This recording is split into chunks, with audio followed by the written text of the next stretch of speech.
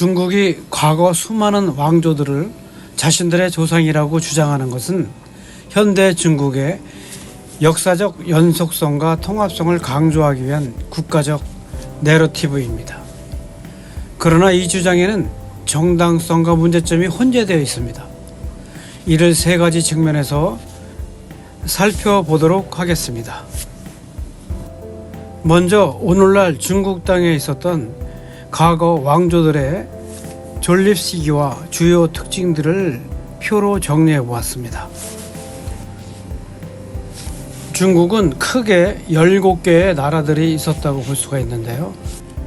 중국 최초의 왕조는 전설로 내려오는 화 왕조로부터 시작합니다. 기원전 221년에는 황제제를 도입한 중국의 통일 왕조인 진왕조가 출범됩니다. 기원전 206년에는 유교 국가 체제를 확립한 환왕조, 618년에는 당왕조, 1271년에는 쿠빌라이 칸으로 대표되는 원왕조, 1644년에는 만주족이 지배하는 청왕조, 그리고 1949년에서 오늘날까지 중화인민공화국이 탄생되었습니다. 본론으로 들어가서 중국이 모든 왕조를 자기 역사로 보는 이유, 첫 번째는 통일성과 정당성의 확보입니다.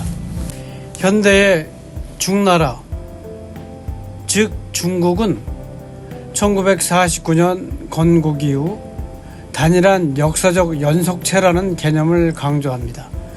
이는 한족 중심의 역사만이 아니라 몽골이나 만주 등 비한족 왕조도 포함시키는 방식입니다. 과거 왕조를 하나의 중국이라는 개념 아래 두면서 현재 중국의 영토적, 문화적 정당성을 강화하려는 목적이 있습니다. 두 번째, 영토 문제와 관련이 있습니다. 중국은 티베트, 신장 위구르, 내몽골 등 여러 민족이 포함된 다민족 국가입니다.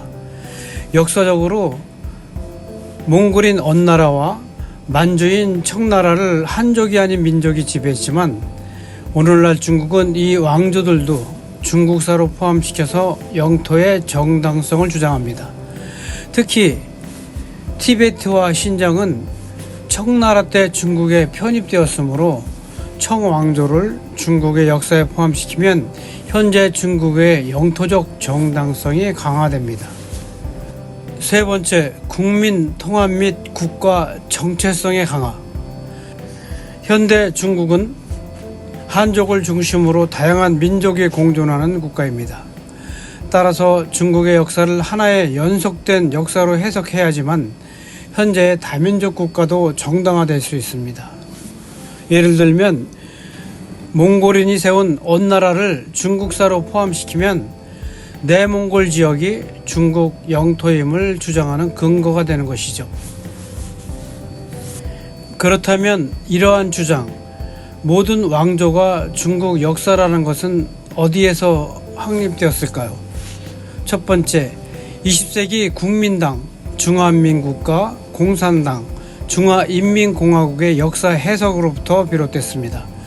근대 이전에는 한족 왕조 중심의 역사관이 강했지만 20세기 이후 중화민국과 중화인민공화국은 다민족 국가로의 정체성을 강조했습니다. 국민당과 공산당 모두는 한족뿐만 아니라 몽골, 만주, 티베트, 위구르도 중국의 역사적 일부라는 개념을 확립했습니다. 특히 공산당은 1949년 이후 통일된 중국 개념을 강화하여 과거 모든 왕조를 중국의 역사로 포함하는 방식으로 국가 서사를 구축했습니다. 그러던 것이 21세기인 시진핑 시대에 들어서서는 역사 내러티브가 더욱 강화됩니다. 현재 중국 정부는 중화민족의 위대한 부흥을 내세우며 과거 왕조들의 유산을 계승한다고 주장합니다. 예를 들면 한나라, 당나라, 명 같은 한족 왕조뿐만 아니라 원나라, 청나라 같은 비한족 왕조도 중국의 일부라고 강조하고 있습니다. 또한 이는 홍콩, 대만 문제와도 연결되며 중국이 과거 대륙과 주변 지역을 지배한 정통성을 주장하는 근거로 활용되고 있습니다.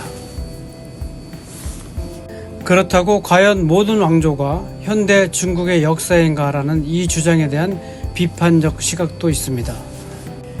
그 비판의 중심에는 대략 세 가지로 나눠볼 수가 있는데요. 첫 번째로는 국가 개념의 차이입니다. 전 근대 왕조들은 현대적 의미의 국민 국가가 아니라 왕조 중심의 체제였습니다. 따라서 예를 들면 몽골 제국의 일부였던 원나라를 오늘날 중국사로만 해석하는 것은 지나친 확장입니다.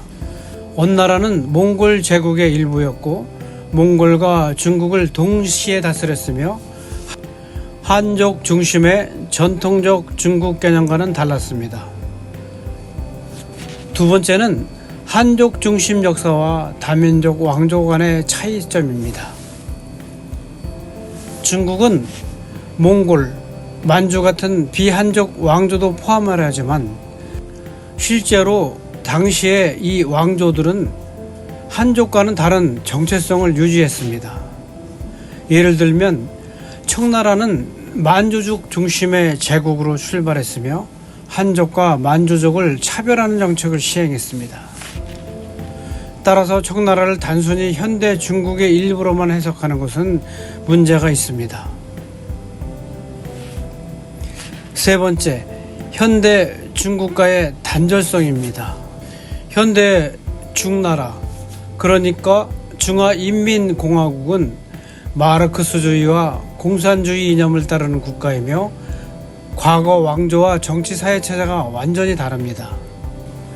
그러나 중국은 과거 왕조의 정통성을 계승했다고 주장하면서도 실제 정치 체제는 전혀 다릅니다.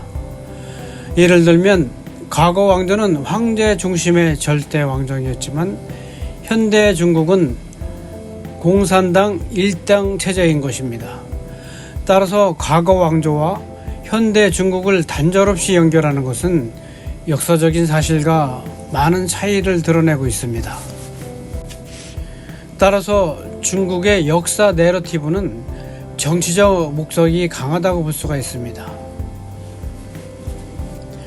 현대 중국이 과거 왕조를 모두 자기 역사로 포함시키는 것은 정치적 목적이 큰 것이죠. 이를 통해서 영토적, 정치적 정당성을 확보하고 국민 통합을 이루려는 전략의 한 가지라고 볼 수가 있습니다.